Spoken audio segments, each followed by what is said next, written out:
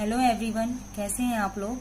मैं सफलता और आज हम लोग पढ़ेंगे लोक प्रशासन में संगठन के सिद्धांत के विषय में कि ऑर्गेनाइजेशन होता क्या है और ऑर्गेनाइजेशन के अंदर कौन कौन से और कॉन्सेप्ट्स होते हैं, जैसे कि हायरार्की यानी पदानुक्रम, निर्देशों में एकता, प्राधिकार और उत्तरदायित्व, डेलीगेशन, लाइन और स्टाफ। इस तरीके के और भी कॉन्सेप्ट हैं जो संगठन के कॉन्सेप्ट्स के अंदर ही आते हैं।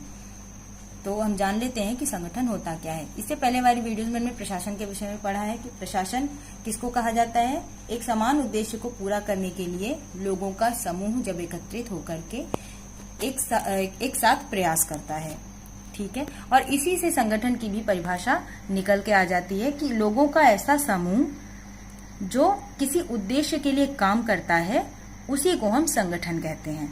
यानी कि अगर 10 लोग खड़े होकर के ग्रुप बना लें तो हम उसको ऑर्गेनाइजेशन या संगठन नहीं कह सकते हैं, जब तक कि वो लोग या वो ग्रुप किसी निश्चित उद्देश्य के लिए एक साथ प्रयास ना करें। जैसे हम अगर एग्जाम्पल लें तो जैसे विश्वविद्यालय होता है, या उससे भी अगर इजी एग्जाम्पल लें तो स्कूल। मान लीजिए 2 लोगों ने मिलकर के स्कूल खोला, ठीक है। उसके बाद उसमें प्रिंसिपल होंगे, फिर वाइस प्रिंसिपल होंगे, टीचर्स होंगे, और इन सबका क्या होगा, एक निश्चित उद्देश्य है क्या कि लोगों को शिक्षा प्रदान करना। तो इस तरीके से ये संगठन हो गया, और इसमें कर्मचारी भी होंगे, स्टूडेंट्स भी होंगे, तो ये सारे मिल करके एक ऑर्गेनाइजेशन बना लेते हैं। ऐसे ही विश्वविद्यालय प्रशासन भी होता है। तो संगठन क्या होता है, वांछित लक्ष्य को पाने के लिए लोगों का एक समूह जब संगठित होता है तब उसे संगठन कहा जाता है।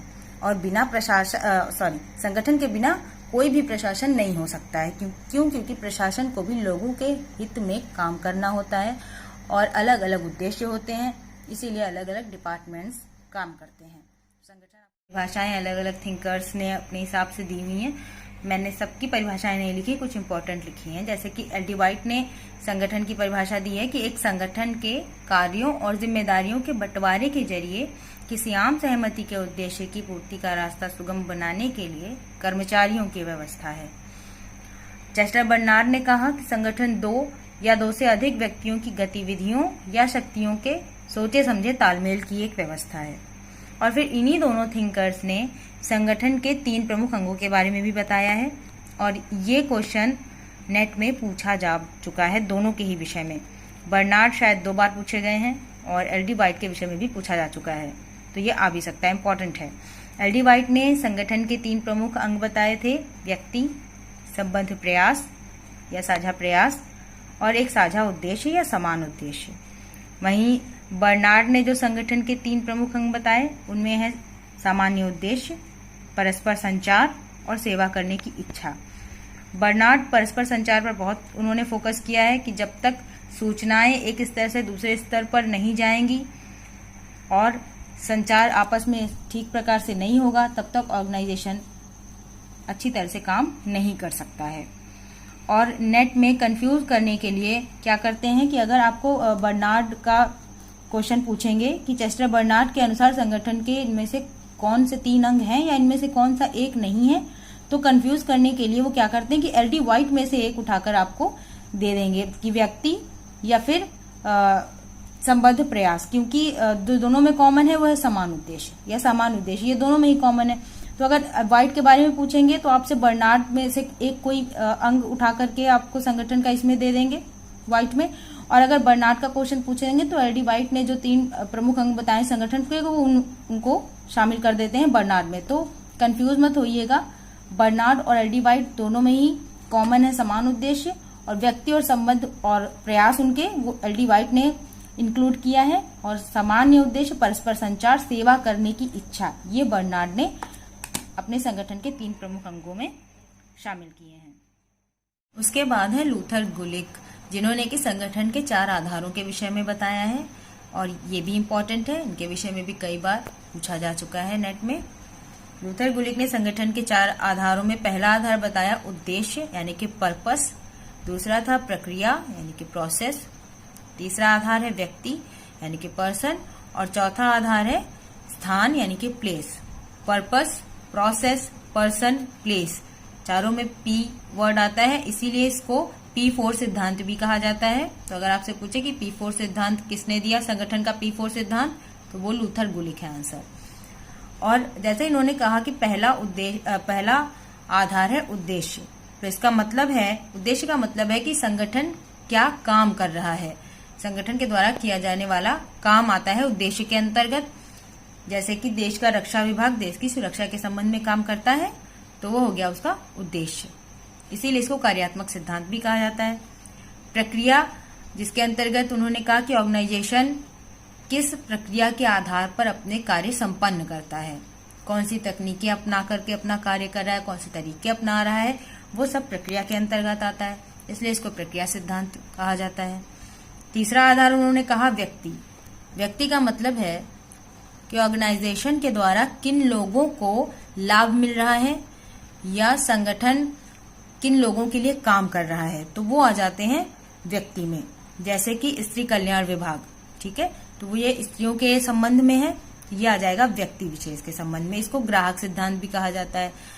और चौथा आधार जो उन्होंने बताया था वो था स्थान, यानी कि प्लेस।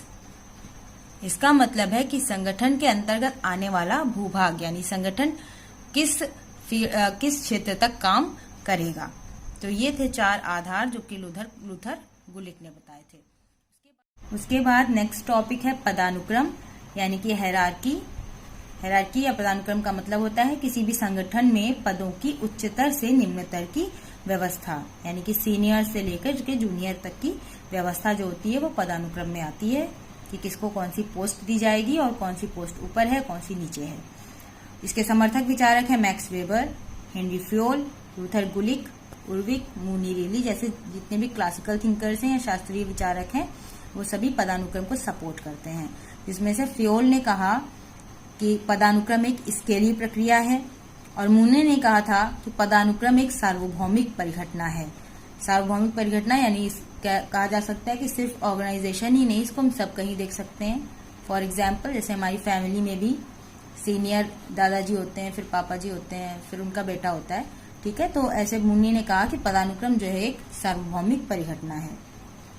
इसकी कुछ परिभाषाएं हैं, जैसे एल डी वाइट ने पदानुक्रम के विषय में कहा है कि पदानुक्रम में संरचना के ऊपर से नीचे तक जिम्मेदारियों के तमाम स्तरों के जरिए श्रेष्ठ अधीन संबंध को सार्वभौमिक रूप से लागू करना शामिल है।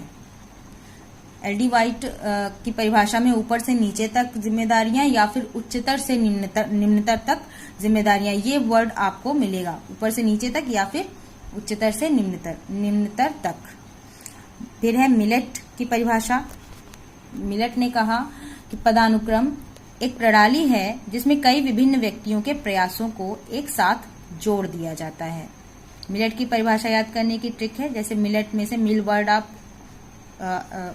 ले लीजिए और प्रयासों को एक साथ जोड़ने की बात करी गई है, तो प्रयासों को एक साथ मिला देना, तो मिल और एक साथ प्रयास करना, यानी एक साथ प्रयासों को मिला देना या जोड़ देना। तो इस तरीके से आप मिलेट की परिभाषा को एज अ ट्रिक याद कर सकते हैं। फिर है पॉल एच एप्लबी। इन्होंने पदानुक्रम के विषय में कहा कि पदानुक्रम वह माध्यम है जिससे संसाधनों को बांटा जाता है, कर्मचारियों का चयन और नियुक्ति की जाती है, कार्यों को चालू, उनकी समीक्षा और उनमें सुधार किया जाता है। एप्लबी ने बहुत ही विस्तृत परिभाषा दी है पदानुक्रम की। उनके अनुसार कि पदानुक्रम एक ऐसा माध्यम है जिससे कि रिसोर्सेज, किस पोस्ट पे कौन से रिसोर्सेज की जरूरत है वो दिए जाते हैं और हर सीनियर अपने जूनियर की कामों की समीक्षा करता है, उनमें जो गलतियां हैं उनको सुधारने की कोशिश करता है। तो ये पॉल एच एप्लबी की परिभाषा थी। अब हम देख लेते हैं कि पदानुक्रम सिद्धांत में किन सिद्धांतों का पालन किया जाता है। तो उनमें 3 सिद्धांत हैं। पहला है उचित माध्यम का सिद्धांत, जिसमें कहा गया कि सभी निर्देश और संदेश उचित माध्यम से होकर गुजरें। दूसरा था तदनुरूपता का सिद्धांत, इसका समर्थन किया उर्विक ने। इसके अनुसार सभी स्तरों पर प्राधिकार और उत्तरदायित्व समान और एक सीमा वाले हों। तीसरा था निर्देशों में एकता का सिद्धांत, यानी अधीनस्थ को आदेश ठीक ऊपर के श्रेष्ठ से ही मिलना चाहिए। इसको समझने के लिए हम पहले इसको समझ लेते हैं। देखिए, ये एक पदानुक्रम या हायरार्की का सिस्टम यहाँ पे ऑर्गेनाइजेशन का दिया हुआ है, जिसमें ए जो है वो हेड ऑफ द ऑर्गेनाइजेशन है, फिर ए का जूनियर बी है, बी का जूनियर सी है, सी का जूनियर डी, डी का ई और ई का जूनियर एफ। इसी तरीके से सेम यहाँ पर ए का जूनियर है एल, एल का एम, M का जूनियर N, फिर O और फिर P, ठीक है। और B और L ये समान स्तर पर काम करने वाले लोग हैं। तो ये एक मान लीजिए ऑर्गेनाइजेशन है। इसमें क्या है कि A जब आदेश देगा तो A का आदेश आएगा B के पास, फिर B वो आदेश देगा C को, C से फिर वो D में जाएगा। यानी कि जो आदेश का सीक्वेंस है वो ऊपर से नीचे की तरफ आ रहा है। इसको सिंपली समझते हैं कि एक स्कूल में एक प्रिंसिपल जब आदेश देगा तो वो वाइस प्रिंसिपल को देगा, फिर वाइस प्रिंसिपल टीचर्स को देता है। ऐसे ही किसी भी ऑर्गेनाइजेशन में अधिकारियों से कर्मचारियों तक जो आदेश आता है वो एक सीक्वेंस में आता है कि सीनियर से जूनियर में आएगा। और जब हम संचार की बात करते हैं तो संचार का सीक्वेंस उल्टा होता है। संचार में वो F से A में जाएगा। जैसे ये F लेवल का जो कर्मचारी है, मान लीजिए अगर इनकी कोई डिमांड है तो क्या ये डायरेक्ट A तक पहुंच जाएगी? नहीं, A से जाएगी E के पास में, फिर E से D के पास में। तो ये जो संचार की व्यवस्था है ये जो है ये नीचे से ऊपर की ओर होती है और आदेश आता है ऊपर से नीचे की ओर। तो अगर आपको ये समझ में आ गया तो आप अब इसको भी समझ लीजिए। तो ये उचित माध्यम का सिद्धांत ये हो गया कि सभी निर्देश और संदेश उचित माध्यम से होने चाहिए। आदेश ऊपर से नीचे और संचार या सूचनाएं या जो डिमांड्स होंगी वो नीचे से ऊपर की ओर जाएंगी। तद अनुरूपता का मतलब होता है सभी स्तरों पर प्राधिकार और उत्तरदायित्व एक समान और एक सीमा वाले होंगे। सभी स्तरों पर समान का मतलब B और L ये इन दोनों का जो उत्तरदायित्व होगा, जो काम होंगे वो समान होंगे, ठीक है, और दोनों की एक सीमा होगी। तो ये हो गया B और L के संबंध में। C और M के संबंध में भी ऐसे ही होगा। ये है तदनुरूपता का सिद्धांत कि सभी स्तरों पर प्राधिकार और उत्तरदायित्व समान और एक सीमा वाले ही होंगे। निर्देशों में एकता का सिद्धांत है कि अधीनस्थ को आदेश जो देगा वो उसके ठीक ऊपर का सीनियर देगा या श्रेष्ठ देगा। जैसे D को आदेश B से नहीं मिलेगा, D को आदेश C ही दे सकता है। इसी को कहते हैं निर्देशों में एकता का सिद्धांत। और ये क्वेश्चन, इससे रिलेटेड क्वेश्चन आपको नेट में कई बार देखने को मिलेगा। आप अगर प्रीवियस पेपर लगाते हैं तो आपसे ये पूछा जाता है कि निर्देशों में एकता का सिद्धांत होता क्या है। तो निर्देशों में एकता का सिद्धांत ये नहीं कि एक निर्देश दिया जाए, नहीं, मतलब ये है कि एक जूनियर को सिर्फ और सिर्फ आदेश देने वाला उसके ठीक ऊपर का सीनियर होगा या ठीक ऊपर का श्रेष्ठ होगा। ये है निर्देशों में एकता का सिद्धांत। और ये जो फिर हमको पढ़ना है फ्योल का गैंग प्लैंक। तो फ्योल ने ये सिद्धांत दिया क्यों, इसके लिए हम एक बार फिर से इसको समझते हैं। आपने भी देखा कि एक ऑर्गेनाइजेशन में ये हेड है A, उसके बाद ये जूनियर्स हैं। तो ये आदेश किस तरीके से सीक्वेंस में जाते हैं और फिर संचार या सूचनाएं किस तरीके से नीचे से उच्चतर स्तर तक जाती हैं, ठीक है। तो इसमें फ्योल को ये लगा कि अगर हम इस तरीके से किसी भी विषय से संबंधित कोई फाइल या कोई मामला लेकर के आते हैं और वो O के पास जाना है या N के पास जाना है वो फाइल, और वो फाइल अभी वो फाइल अभी D के पास है, ठीक। तो अगर हम इसी सिद्धांत के अनुरूप चले तो D से वो फाइल पहले C के पास जाएगी, फिर B के पास, फिर A के पास, फिर L, M, N, तब कहीं जाकर के वो N के पास फाइनली आ पाएगी। तो इससे क्या होगा कि इस फाइल और इस मामले को निपटाने में बहुत ज्यादा देर लग जाएगी। तो फ्योल के अनुसार ये व्यवस्था ठीक नहीं थी, या इसको सुधारने के लिए उन्होंने ये कहा कि D और N के बीच में अगर कम्युनिकेशन हो, D और N के बीच में अगर सूचनाओं का आदान प्रदान D से डायरेक्ट N और N से डायरेक्ट D के बीच में हो, तो हमें इतना ये स्टेप जबरदस्ती का देरी वाला स्टेप फॉलो नहीं करना पड़ेगा। और बस इसी के लिए उन्होंने गैंग प्लैंक का सिद्धांत दे दिया था, ताकि मामलों के निपटारे में जल्दी हो सके, फाइल्स घूमे ना इधर उधर। तो मामलों को जल्द निपटाने के लिए हेनरी फ्योल ने गैंग प्लैंक का सुझाव दिया था, जिसके अंतर्गत उन्होंने दो समान स्तरों के कर्मचारियों के बीच संचार व्यवस्था स्थापित करने की बात कही थी, और यह एक क्षैतिज संचार प्रणाली है। तो आपको समझ में आ गया होगा कि फ्योल ने ये सिद्धांत क्यों दिया था, ताकि जल्दी से जल्दी निर्णय किसी भी मामले पर आ सके। और इसके लिए उन्होंने उनकी एक परिभाषा या उनके खुद के वर्ड्स ये हैं कि फ्योल ने कहा कि अनावश्यक रूप से प्राधिकार की रेखा से भटकना एक भूल है, मगर उससे भी बड़ी भूल है तब उससे चिपके रहना जबकि यह कामों के लिए नुकसानदायक है। यानी आपको एक अथॉरिटी मिली है, अगर आप अथॉरिटी का मिसयूज कर रहे हैं या अपनी अथॉरिटी पे रहते हुए वो काम नहीं कर रहे हैं जिसके लिए आपको उस पोस्ट पे बैठाला गया है, तो वो तो एक भूल है ही, लेकिन वो कहते हैं उससे भी बड़ी भूल है कि उस अथॉरिटी से उस चीज से चिपके रहना, कि फाइल को इधर उधर घुमाते रहना। ठीक है, तो वो कहते हैं इससे तो और भी ज्यादा काम लेट हो जाएगा, जबकि ये बहुत ज्यादा नुकसानदायक है किसी भी ऑर्गेनाइजेशन के लिए, उसके ऑर्गेनाइजेशन को उद्देश्य को पूरा करने के लिए। और चेस्टर बर्नार्ड ने भी यही बात कही थी कि संगठन के लक्ष्यों को प्राप्त करने के लिए उसकी जो मूलभूत पूरी आवश्यकता है वो है इफेक्टिव कम्युनिकेशन, यानी प्रभाव उत्पन्न करने वाला संप्रेषण, जिससे कि संगठन अपने लक्ष्यों को जल्दी से जल्दी प्राप्त कर सके। तो आज हमने संगठन के सिद्धांत और हायरार्की और उसके साथ फ्योल का गैंगप्लैंक देखा है।